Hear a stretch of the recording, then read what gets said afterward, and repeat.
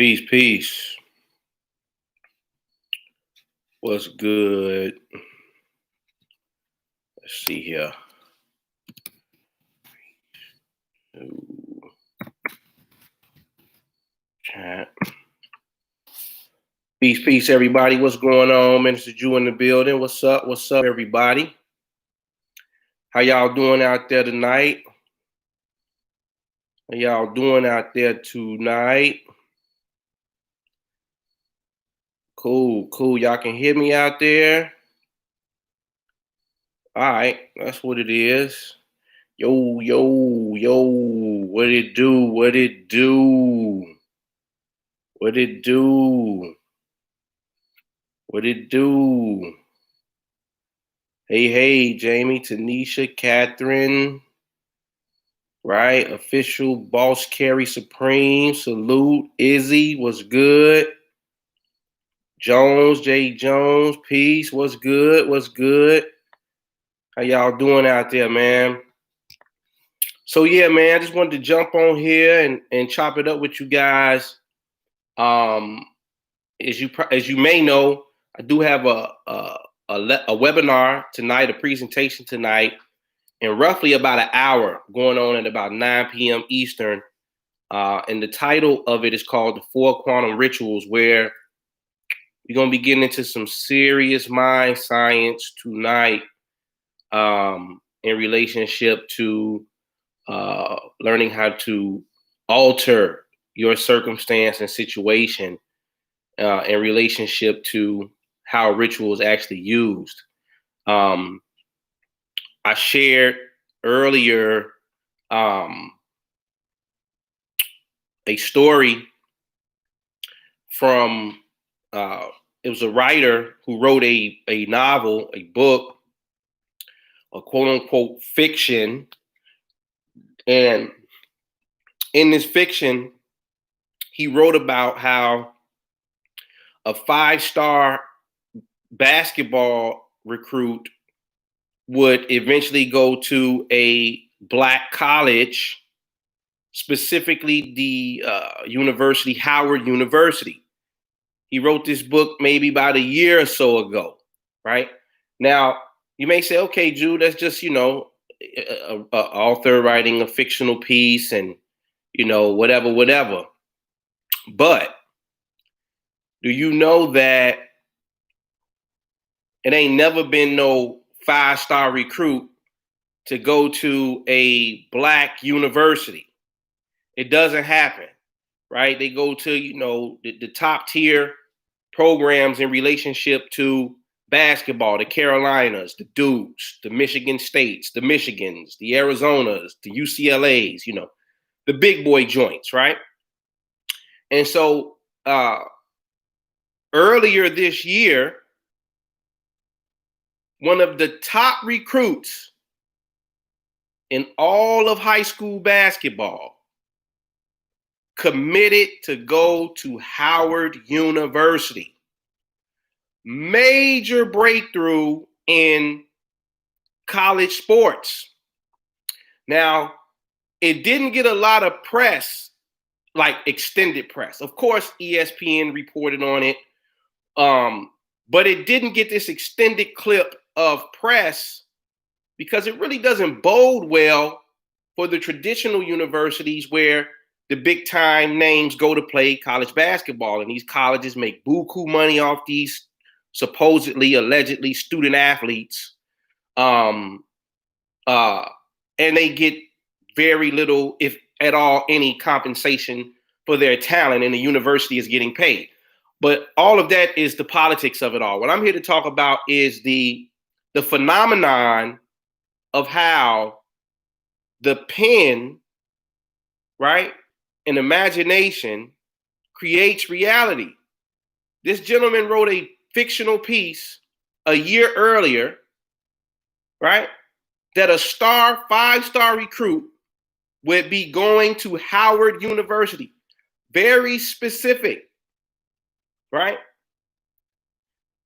And that's exactly what happened. Now, I've demonstrated this over and over and over and over again. inside of this, it should tell you something. I remember, I remember, uh, I was reading a piece. This might have been back in like the '60s. I got some old newspaper clips because I'd be really, I don't really consider it digging. Sometimes I just feels like this stuff finds me. When you become entangled with anything you become entangled with, uh, it will emerge and start to present itself to you. So I know some people be like, man, what the hell do you be finding this stuff? Well, really, it finds me. You know what I mean? To be honest, I don't really feel like I make a super effort to try to dig this stuff up. Somehow I just come across it. And I remember reading where it was a student who was writing like an essay or something to graduate, and her essay, and this was up in the New York region. In fact, when I get all the details together, I may make a post about it or something so you guys can read it, or I might post the newspaper clip or the article to the community here at YouTube where you guys can view it and read it. But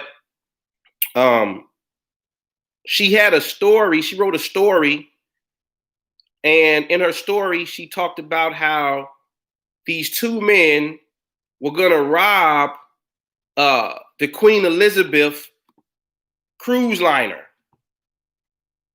And she was very specific. One of them was like had terminal cancer, and the other one was, I forget his role, but do you know, like 3 days later, after she turned that assignment in to her teacher, exactly what she wrote in her quote unquote fictional essay actually happened in real life, and two men tried to rob the Queen Elizabeth. And one of them had like he was terminally ill with a disease. They matched the description of what she wrote in her fiction to the T. So much so that the feds came in to talk to her and the college professor, because, you know, under the natural guise of logic, it would appear that this is just too coincidental. They had to know something about this. They had to be involved in this. But when they did all their investigative work, come to find out, she don't know the men, the professor don't know the men don't know her, the men don't know the professor. There's not a link in the chain anywhere on the physical, tangible side of reality. But yet I always say this, we're all connected via consciousness, right? And so a lot of times ideas are constantly being pulled out of the ether from people who are thinking and feeling things. There's a streamline that connects us all. And if you're vibing at a certain pitch, or if you're already in that vein, so to speak, then you can pull these ideas down out of the, you think the cloud, put your information on the cloud, and then you can go retrieve your data on the cloud. See, anything that is created physically is mirroring an aspect of consciousness, biology, astronomy. There's a connection there. The mind is facilitating the same type of principle, whether we're conscientious of it or not. And so most people who are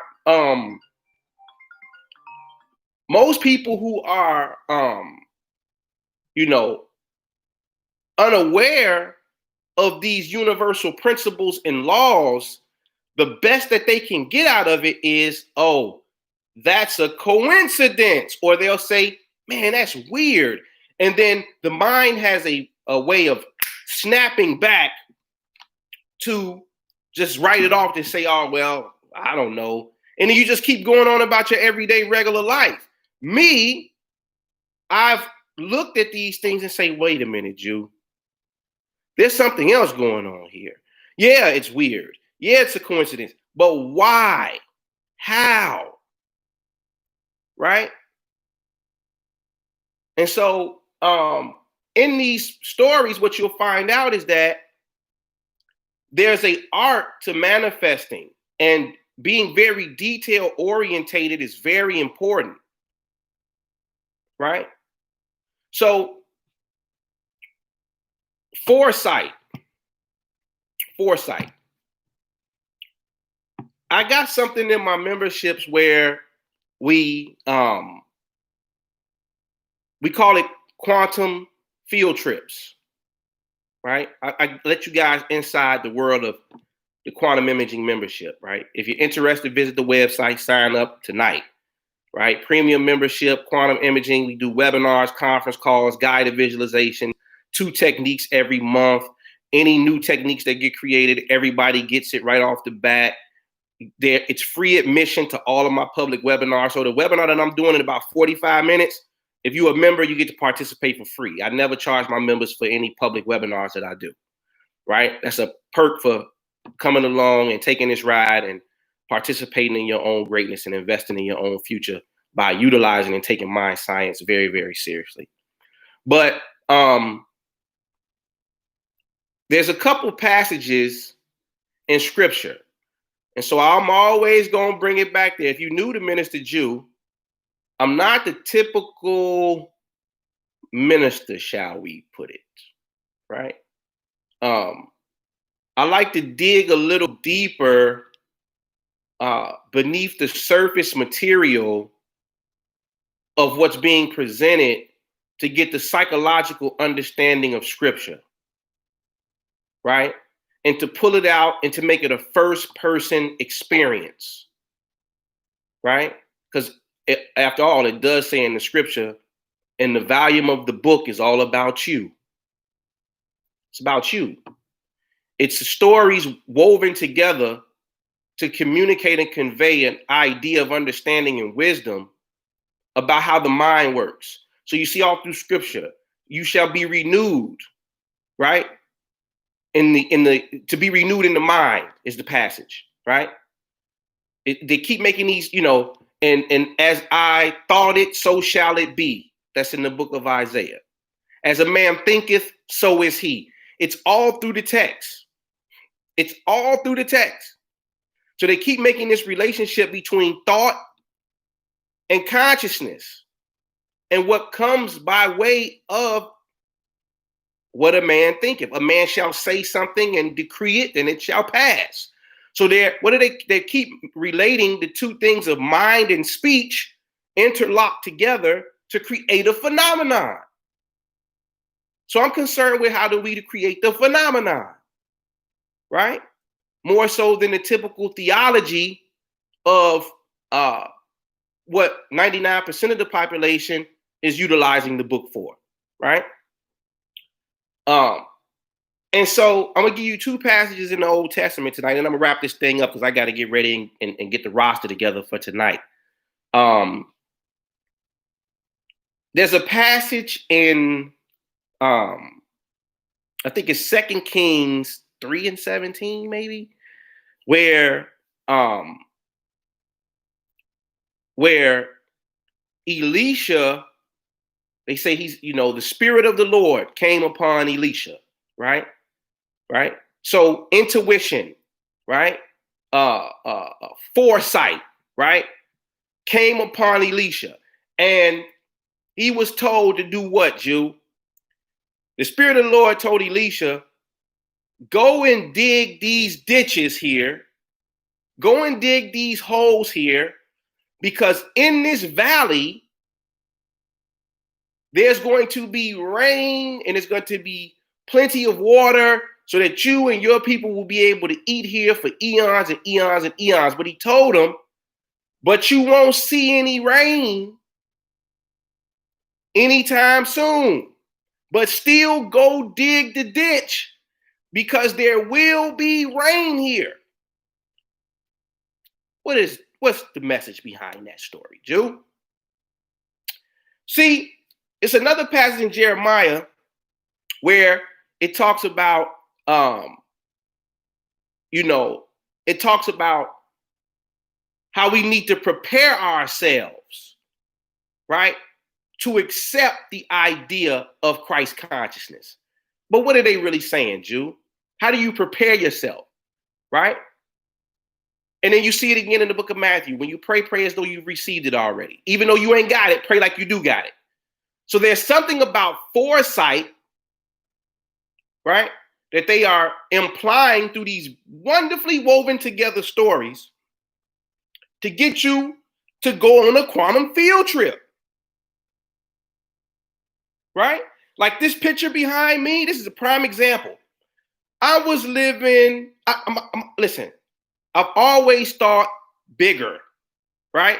Like, you know, people say, man, Drew, your mind, you're like, it's expansive, right?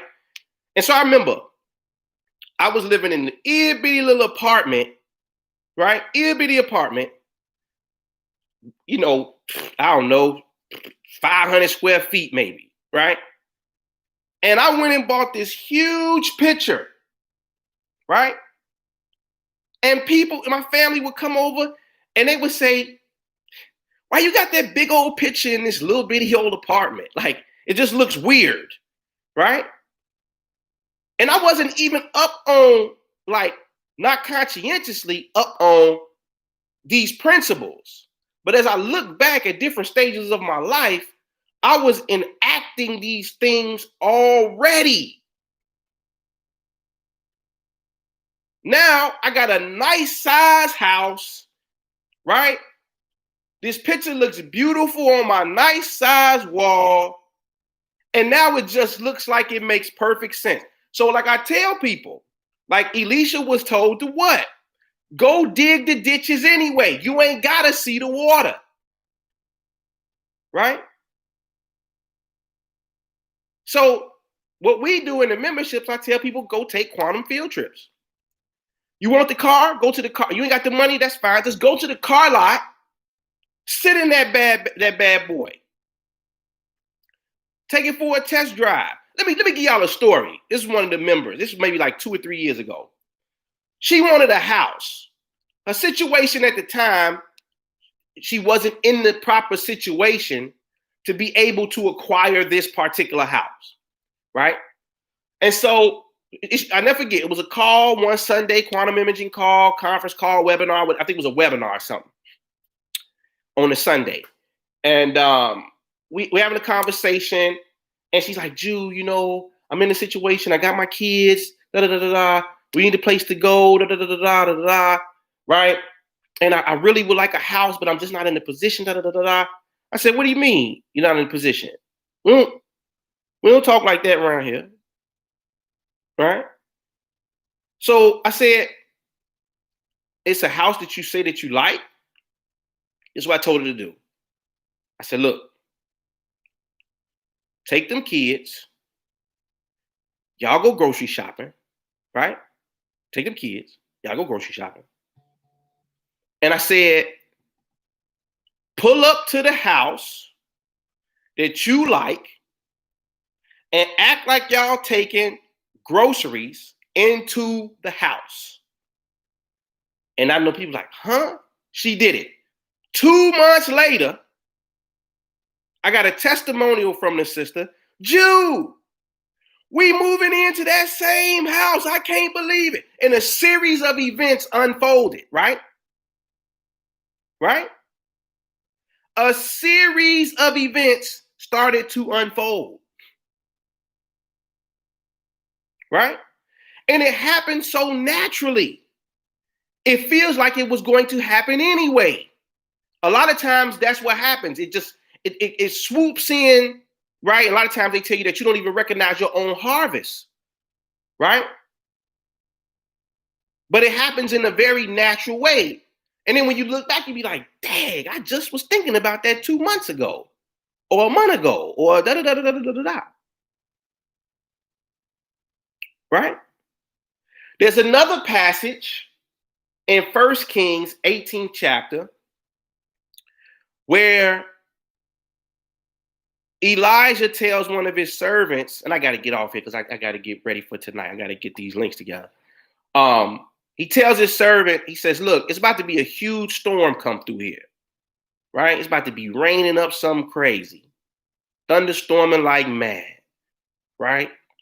And he says, so I need you to go out. So then he says, Elijah bowed down between his knees and he prayed, right? Storm one nowhere in sight, physically nowhere, but he telling this guy, it's finna pull down out here. Dude, looking around like, dude, it's sunny, blue skies. Are you crazy? Right? So then and they said, what did Elijah do? He bowed down and he started to pray, right? Then he told his servant, look, now I need you to go out here. I need you to go look and tell me what you see. And so servant goes and looks, and he comes back and says, man, I don't see nothing. You tripping, dog. I don't see nothing. So then Elijah sends him back 6 more times. So he got a total, he done went and looked. The second time, he don't see nothing. Third time, he don't see nothing. Fourth time, he don't see nothing.